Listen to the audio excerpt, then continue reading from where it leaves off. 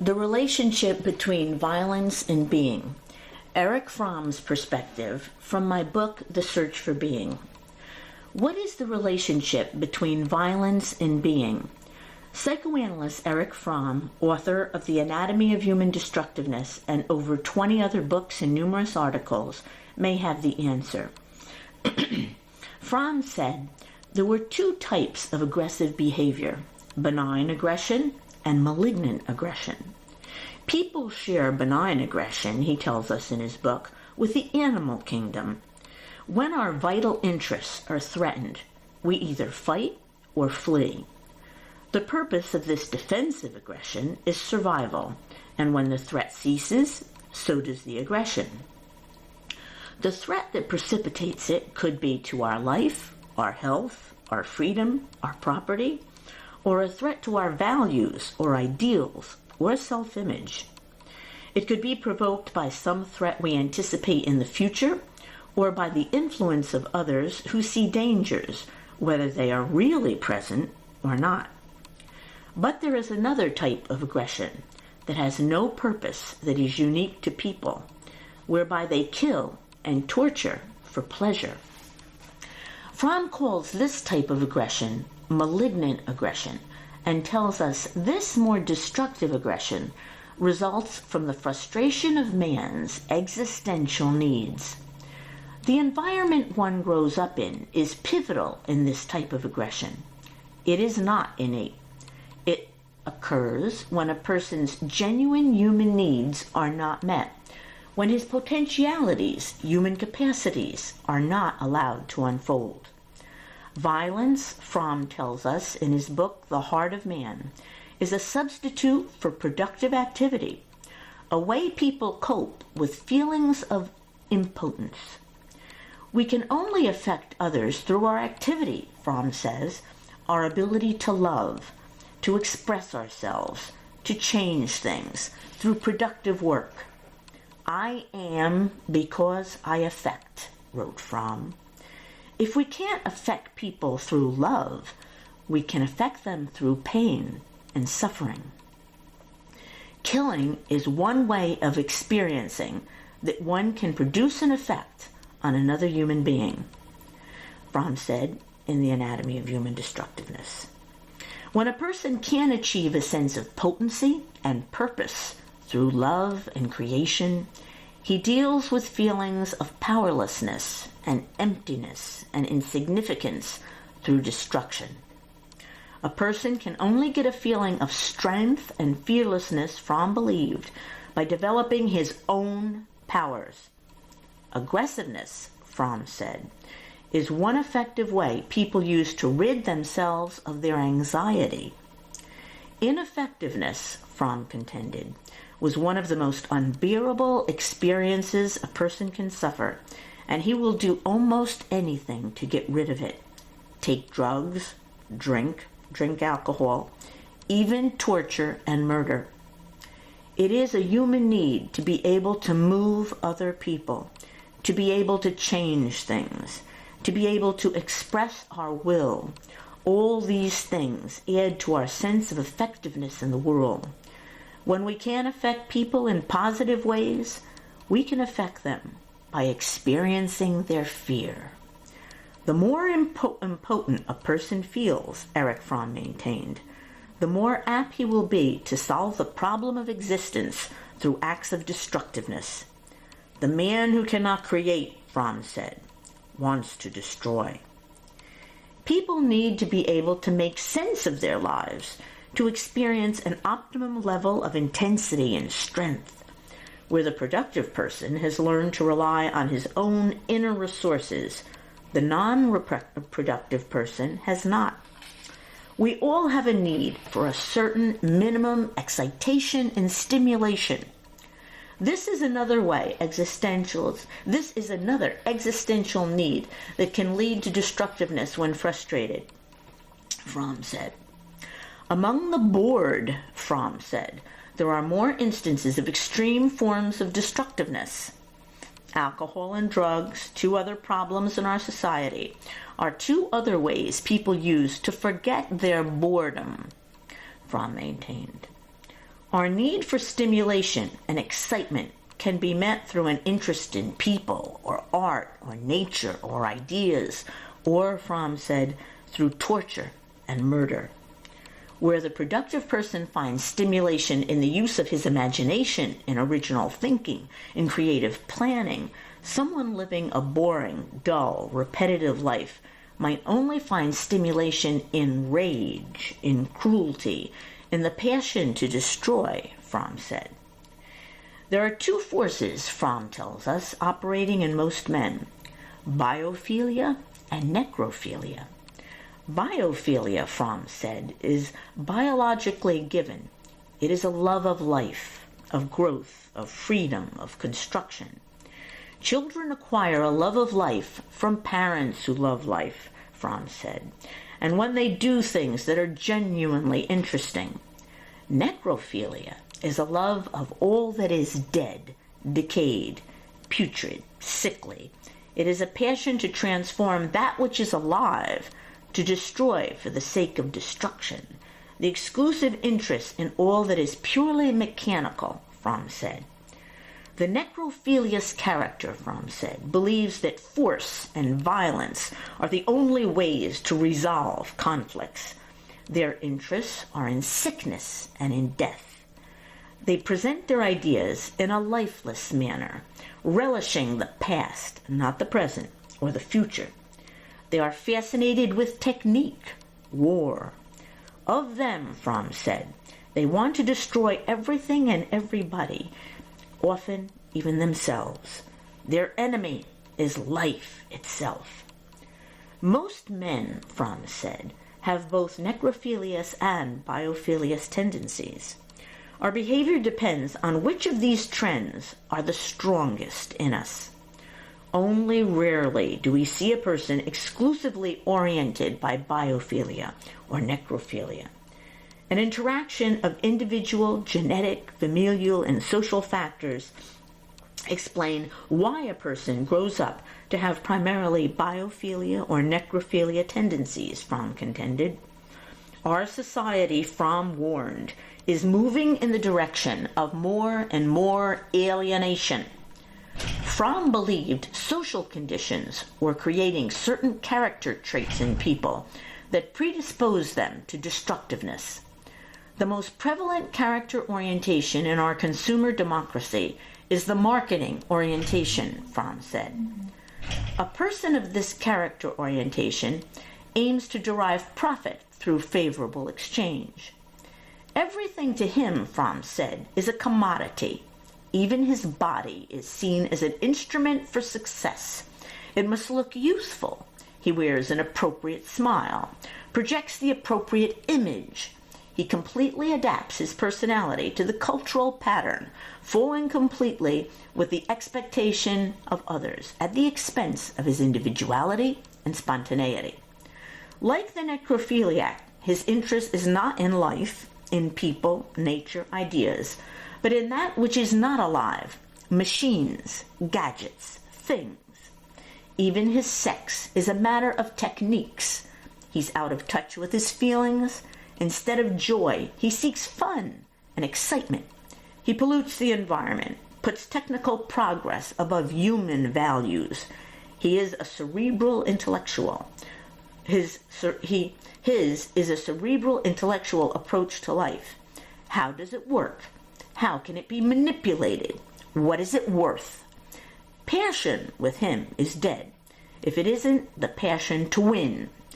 The emphasis in our culture is on maximum production and maximum consumption, instead of arranging conditions to maximize the growth of the individual. We have lost, Fromm said, the capacity to experience things personally, subjectively, and with our hearts. Practical, greedy, ambitious, Fromm tells us. A pathology of normalcy has arisen. Ours is an insane society.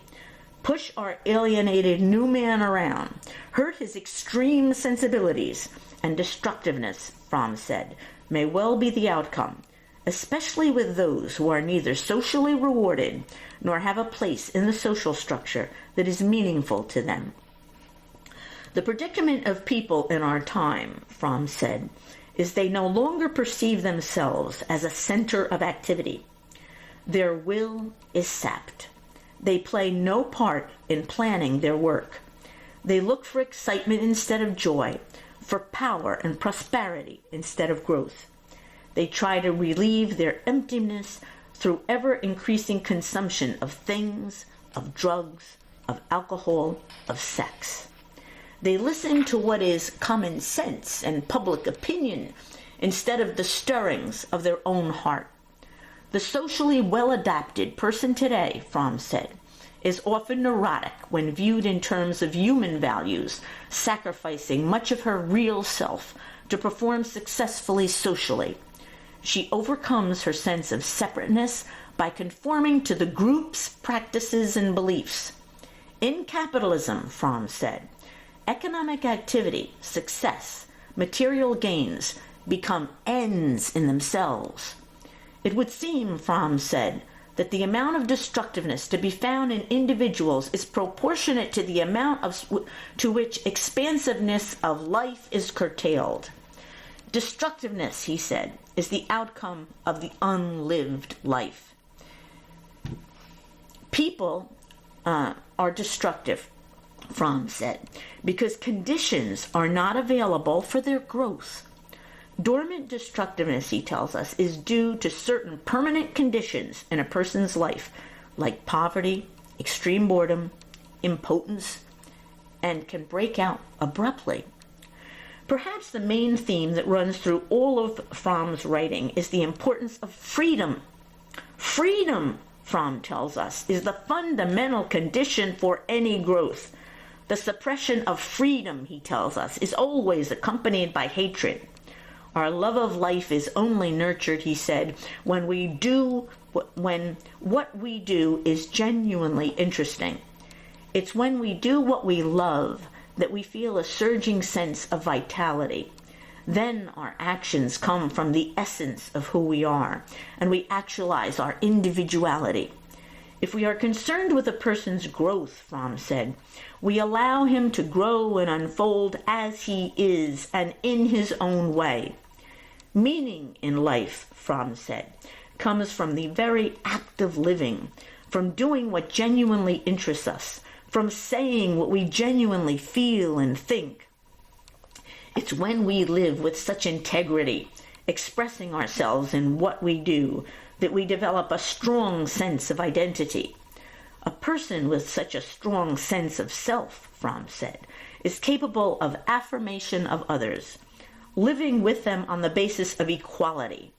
For Fromm, the unfolding of man's essential powers is the purpose of life. Then man is at one with himself, Fromm said, at one with nature and with his fellow man. It's in a society where that doesn't happen that destructiveness abounds. Fromm would have us look at our own social system in order to discern why there is so much violence now. Fromm contended we could find the reason for a person's behavior by looking at the situation in her family, in the school she attends, in the socioeconomic forces impacting on her. The more developed the society, Fromm said, the more destructiveness there would be. When we have not developed a sense of freedom, Fromm said, we often unconsciously seek symbiotic relationships with others, where we treat others as part of ourselves, or we act like we are part of other persons. When a person's individuality isn't developed because of adverse environmental conditions, because they don't have a center in themselves, they relate to others symbiotically in sadomasochistic ways. They escape from feelings of insignificance and powerlessness, either by trying to control others sadistically or allowing themselves to be controlled masochistically. Symbiotic relationships are all about power, Fromm said. The masochist submits to authority to avoid feeling alone and anxious. He allows the other to make decisions for him, to direct, guide, and protect him. The sadist compensates for her feelings of impotence by exerting power over others. In achieving complete control over another person and causing her pain, The sadist transforms impotence into omnipotence. We all, Fromm said, have masochistic and sadistic traits. We can find clues to them, he felt, in our dreams and in our fantasies. Usually a person is both sadistic and masochistic, Fromm said, but with different people. He admires, loves, and submits to those who have power, wrote Fromm, and he despises and wants to control those who are powerless and cannot fight back. What the masochist and sadistic person lack, Fromm maintained, is integrity. The self-assertive person, Fromm believed, is more likely to get what he wants, and so he is less likely to seek sadistic control. The shy or inhibited person, or someone with compulsive obsessional tendencies, isn't. It's growing up in authoritarian atmospheres where self-assertive behavior is labeled disobedience or a sin, Fromm tells us, that causes a weakening of self-assertiveness. From the time the umbilical cord is cut, Fromm said, we need a new situation of protection and security to take its place.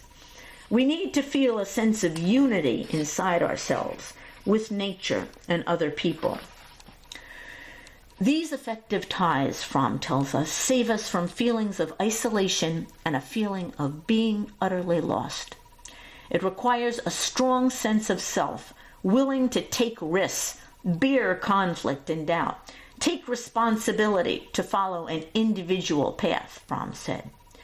Knowing what you want is not an easy thing, he said, but rather one of the most challenging problems we will ever be asked to face. Fromm saw spontaneous activity as the key to strengthening our sense of self.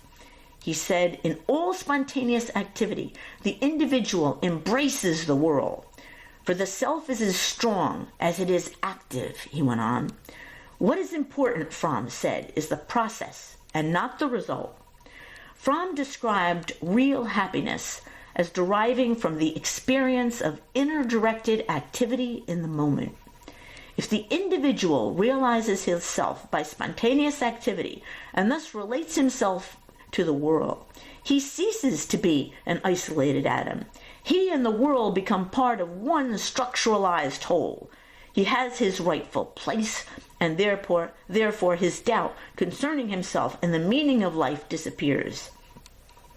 Feelings of inferiority and powerlessness come from a lack in the person's life of being able to act spontaneously and to genuinely express what he feels and thinks, Fromm emphasized. For Fromm, the cultivation of a person's uniqueness was the highest achievement of human culture. Both the masochist and the sadistic person lack this ability to stand alone. Both use symbiotic relationships to overcome their sense of aloneness. The masochist seeks to lose himself in a stronger power. He submits to avoid feelings of aloneness and anxiety. Less obviously, the sadistic person, too, depends on someone outside himself to feel a sense of strength. Neither is capable of love or productive work that proceeds from the essence of what one is and allows a person to be at one with herself and to be at one with the world, relating to it with integrity. Both sadists and masochists are dependent on others to complete them. Both need a symbiotic relationship, Fromm said, because neither has a strong center, core self within. Fromm saw bureaucracies in contemporary society as the ideal place for sadomasochism to flourish, as people exert control over underlings and submit to the control of their managers. We seek power over others, Fromm said, when we lack the power to be. When we exercise power over others, it gives us the illusion of being strong, he said. The person who can't achieve union with others through love or through productive work copes with his feelings of separateness and anxiety through sex, alcohol, drugs, conformity, and sadomasochism. Symbiotic unions, Fromm said, differ from real love, and that in real love one retains one's individuality and integrity, and one